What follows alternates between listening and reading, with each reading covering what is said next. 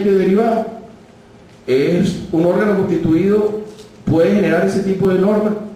La fuerza vinculante de los fallos dimanados, por ejemplo, de la Sala Constitucional venezolana, que devienen de una interpretación muy particular de la Constitución, hasta qué punto pueden distorsionar el balance propio que está en la misma Constitución de otra competencia que el mismo constituyente dijo que no le tocaba a ese juez. Es decir, por la vía de control de la Constitución podría entrar finalmente a revisarse la justificación de un fallo de fondo, porque en aras de que se está en la Constitución, finalmente todo puede ser revisado por el Tribunal Constitucional o por la Sala Constitucional. Es bastante delicada la situación. Finalmente, obviamente es producto de un órgano judicial. El problema es que el órgano judicial, bajo el análisis procesal que nosotros hacemos en Venezuela, yo creo que los jueces no todo lo que dictan son sentencias. A veces hay acuerdos y decretos producto de la cognición voluntaria o de actos pseudo administrativos que le otorga la ley a un juez, pero no todo lo que dicta el juez son sentencias. ¿Qué es lo que distingue procesalmente a una sentencia? La fuerza de cosa juzgada.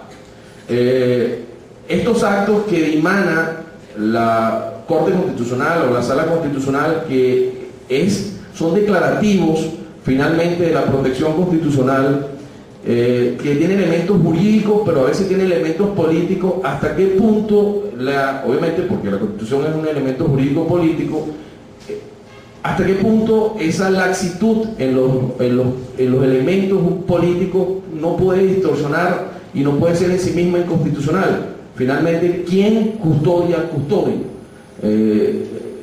¿Quién le pone el cascabel al gato en esta situación que es dramática? A veces existe una sobreponderación de lo que podría ser la justicia constitucional, suponiendo de que, bueno, se le da el rasgo de infalibilidad y que ante el ejercicio de cualquier conocimiento de cualquiera de las ramas especializadas, llamadas jurisdicciones especiales, que tienen un historicismo, una filosofía y una razón de ser distinta, supongamos una decisión del Consejo de Estado o de la Corte Suprema de Justicia colombiana, puede entrar a cualquier contenido a revisar en esa protección de control constitucional, en este caso la Corte Constitucional, lo que aquí se ha denominado el choque de trenes, donde curiosamente es desde el mismo seno de la Constitución donde se pretende revisar eso. Eso no es exclusivo de ustedes, eso ha sucedido en Venezuela, en Perú, en varios lugares. Tanto así, señores, que por ejemplo en Perú, en el año 2005, se pretendió hacer un proyecto de ley para limitar los poderes del Tribunal Constitucional peruano, porque de alguna manera sentían un desbalance, una intervención, la famosa separación de poderes, que realmente separación funcional del poder público podría ser finalmente lo que en Francia le tiene mucho terror, que se llama el gobierno de los jueces. Si a través de las decisiones judiciales se puede modificar estructuralmente al Estado. En el caso venezolano, también hemos discutido, y por lo menos los académicos, frente a la actitud a veces dimanada y generada por la Sala Constitucional, la diferencia entre vinculación, los caracteres vinculantes de la decisión y lo que realmente debería ser la uniformidad de las interpretaciones, y hasta dónde esas interpretaciones, hasta qué posibilidad usted en ejercicio de esa interpretación puede interpretar sus propios poderes. Esto parece un trabalengua, pero es absolutamente delicado. Si yo interpreto mi propio poder, en la interpretación que hago mi poder, digo que llega ilimitadamente hasta donde yo quiera. ¿Hasta qué punto esa posibilidad se puede hacer a espaldas de la propia Constitución? Por ejemplo, en el caso venezolano es interesante porque cuando usted revisa la Constitución dice el Tribunal Supremo de Justicia es el máximo intérprete de la Constitución. Repito, el tribunal. Dentro del tribunal está la Sala Constitucional, está la Sala Política, etcétera, etcétera, todo lo que hemos visto. Ahora, todo el tribunal interpreta como el máximo intérprete de la Constitución.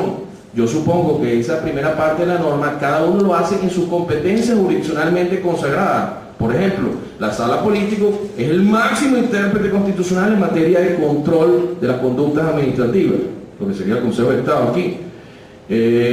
Ahora, entender que todo está en la Constitución y que finalmente esa decisión que dimane como cierre de jurisdicción, en este caso, la Sala Político-Administrativa, el fondo de esa decisión finalmente pudiera ser revalorada por la Sala Constitucional en protección o no de la Constitución cuando es su hermano dentro de esa estructura orgánica, es finalmente arropar todo en manos de la Sala Constitucional y finalmente aniquilar la organización. ¿Qué sentido tendría entonces la creación constitucional de esa competencia si finalmente todo podría ser conocido finalmente furtivamente por la Sala Constitucional?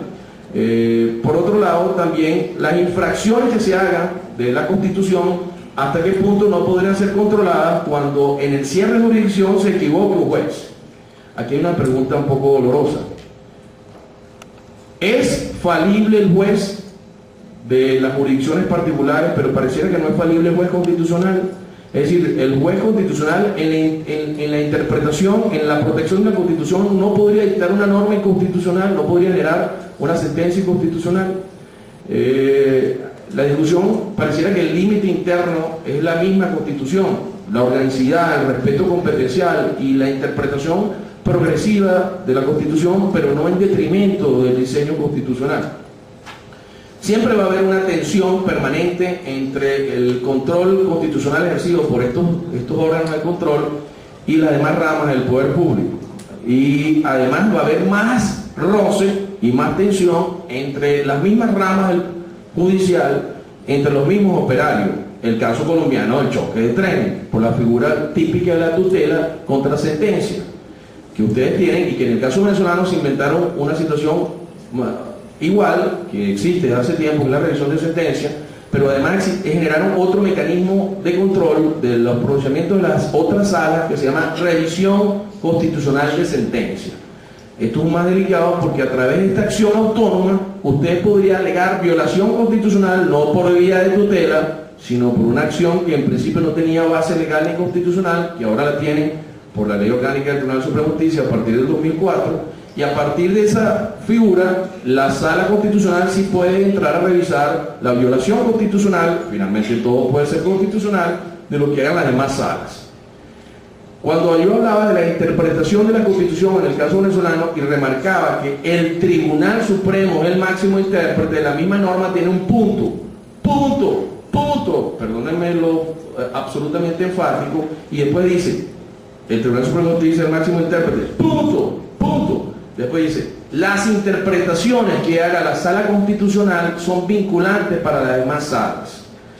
Esto ha sido leído muy particularmente por la Sala Constitucional venezolana y ha dicho que todas sus interpretaciones, todas las que haga de cualquier naturaleza, de cualquier visión, son vinculantes para no solo el Tribunal Supremo de Justicia, sino inclusive ha tenido la temeridad de decir que para los particulares, donde quiera que estén, efectos erga omnes. Es decir, una especie de constituyente legislador jurisdiccional que protege la Constitución, pero que desconoce elementos de la misma Constitución. Fíjense que esta interpretación, el punto, no lo lee, porque la única forma académica, por lo menos, que posiciones que hemos sostenido algunos en Venezuela, es que el tribunal todo es el intérprete. Ahora, lo que le corresponda en la mal llamada jurisdicción constitucional a la Sala Constitucional, control difuso, control concentrado, control de amparo, esas interpretaciones que se ejerciten en ejercicio de esa competencia que está en el seno constitucional, es lo que es vinculante para las otras salas. Pero los contenidos propios que orbiten en las esferas de fondo de lo que corresponda a las separaciones de